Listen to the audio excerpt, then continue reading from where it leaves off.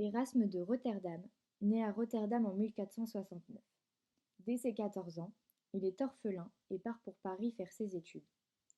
C'est ici qu'il développera sa passion pour les humanités et qu'il souhaitera rendre plus accessibles les textes bibliques. Par la suite, il se rend à Oxford pour y apprendre le grec. Érasme publie son célèbre Éloge de la folie en 1508, œuvre satirique, témoin de sa grande indépendance d'esprit. Il s'y moque des diverses catégories sociales de son temps, philosophes et théologiens en tête et surtout moine. Devenu humaniste, Érasme voyage beaucoup en Europe, notamment en Italie ou en Allemagne. C'est dans ces pays qu'il possède de nombreux correspondants tels que Guillaume Budet, qu'il surnommait le prodige de la France, également humaniste.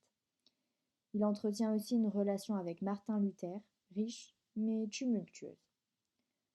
Surnommé le prince des humanistes, l'Hollandais est très célèbre de son temps pour avoir écrit et enseigné avec ses amis, mais aussi et surtout pour avoir été le conseiller du futur empereur Charles Quint.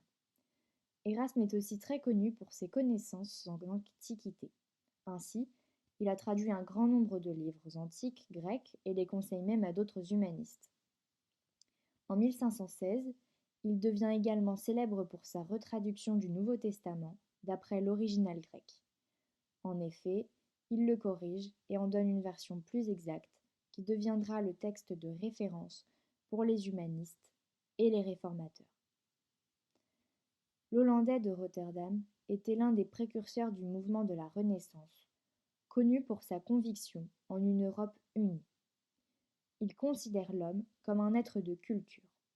On ne naît pas homme, dit-il, on le devient par l'éducation et la culture. Sa pédagogie vise alors à améliorer et à rectifier l'éducation qu'il a reçue.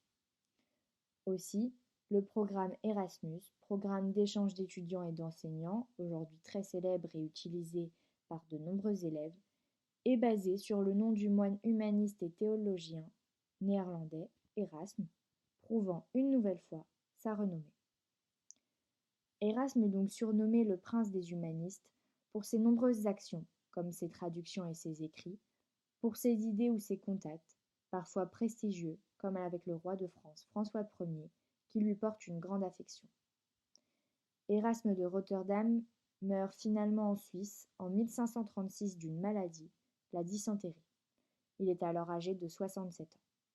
Aujourd'hui, la maison d'Érasme ou musée de la maison d'Érasme qui se situe en Belgique et date du XVe siècle est un petit musée érasmien à la mémoire du grand Érasme, le prince des humanistes, qui y séjourna en 1521.